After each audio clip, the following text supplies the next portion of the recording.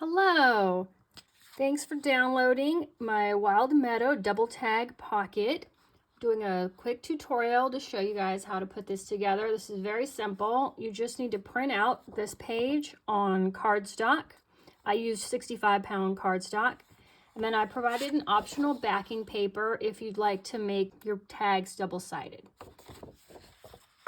So this one's simple. All you need to do is cut it out, and you'll just need a pair of scissors, and then you'll need some glue for gluing the pocket onto this backing card. I like to use art glitter glue. It is a wet white glue that dries very quickly so that I can just keep on working. But if you have a glue stick or a tape runner, that would work as well. Let me cut these out and come back and show you how to assemble the pocket. Okay, everything's been cut out, and I did use Vintage Photo Distress Oxide ink to ink around the edges of the pieces. That's totally optional. So before we glue this together, I just want to show you a couple options. This is how I designed it with the pocket on this backing. But if you print it double-sided, you have other options. You can have a more plain backing if you'd like, so the tags stand out a little more. You could also flip over this pocket if you were not interested in the bird to have something more neutral that could go with kind of any theme or any journal you're trying to fit it into. So I just wanted you to know that's an option. Also, if you have your own, papers, other digital papers, if you print them on the back, these are the shapes. You cut out the shape and then you can flip it over and have another option. So everything is printed out. I'm just going to go ahead and make it the way I designed it. The pocket is a little smaller than the width of the tag. A width of the backing, but there's still plenty of room for the tag. So even if you use a tape runner, if you go right to the edge, you should still be able to fit the tag in the pocket. But I'm just going to use this art glitter glue. Let me pull over. I've got some waxed paper here I use to do my gluing and inking on so I don't get it onto my projects. So just add glue around the three sides. And you can go all the way to the bottom if you want, but I like to go up just a little bit since there's a border on the left and right. I leave a little bit of a border on the bottom as well. And you can just tuck your tags in. Got the tall one and the small one. And that is the basic pocket. And this is what you'll have when you're done. But I do want to show you a few ideas of simple things you can do to add to this to personalize it. So first, let's punch a hole in this tag. Got just a standard hole punch. And I just eyeball it, but if you have a ruler or a mat, you can make a mark in the center. Do that. And then I like to add a little ink around the hole, just because it does have like white edges when you punch through. And I've just got a few pieces of yarn here and some neutral colors. I just fold them in half. Pop them through the hole.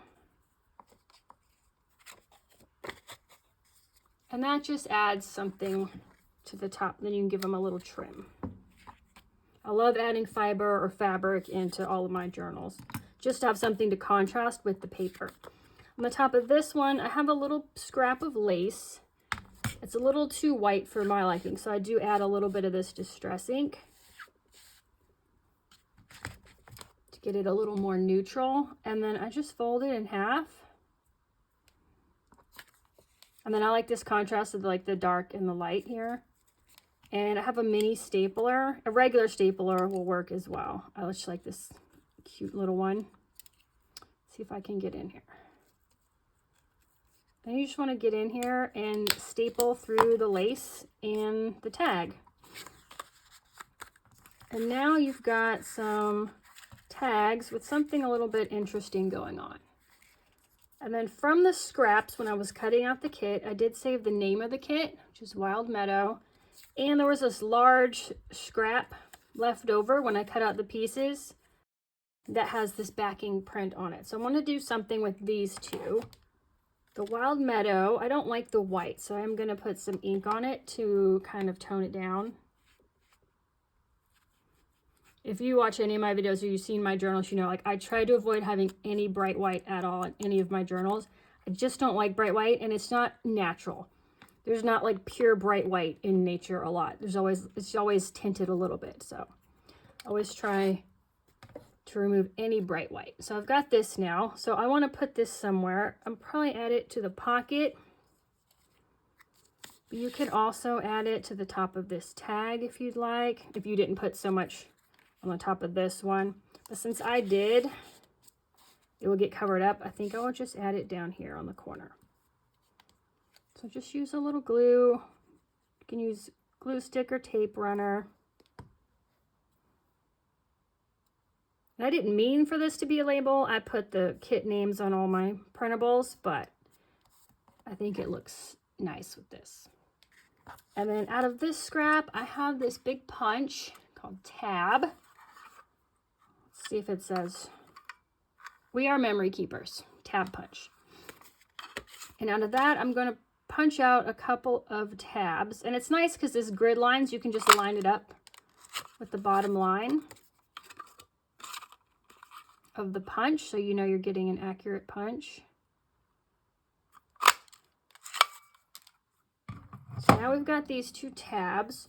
When there's white on the back, I always punch 2 because then I can glue them back to back and not have the white. And I'll just ink around the edges with Vintage Photo. Because now I'm thinking about, like, how do I want to add this pocket to an existing journal? And what's it going to look like in the journal? So I thought it'd be nice maybe to have a tab on the side here. Let me put a white background so you can see. So if we have a tab coming off the side, that might be nice, because then you could glue this in on the edge of a journal page. So I have a journal here. So if you add this to the edge of a page and then you have the tab here, that will stick out on the edge of the journal and be a nice addition. So I think I will do that. So on the front side, I just add glue along the very edge. So that gives me a handle to hold. Line it up where I want it. Before I press too hard, I flip it over. It's always easier to tell if it's straight on the back side because you're seeing the contrast of the white with the print. It looks straight, so I go ahead and press it in. And then we're going to line up this one and attach it as well, which, let's see, it'll be fine. I like to add the glue on the back of that one and then just along the bottom of this one. That way I still have somewhere to hold and not get glue on my fingers while I'm lining it up. So I press lightly, I flip it over to make sure it's lined up on this side and no white showing. Looks good. Then I go ahead and just press it down. All right, and there is our finished pocket with a little bit of embellishment. You can also, instead of gluing this flat to your journal, you can glue it on 2 or 3 sides to leave a tuck spot or a pocket. You can also add washi tape or a strip of fabric and hinge it to a journal page so that it flips open. And that way you can journal on the back, or you can add other ephemera to the back. But that is it for the quick tutorial. I appreciate you guys downloading my double tag Wild Meadow pocket, and I hope you have fun making yours. Goodbye.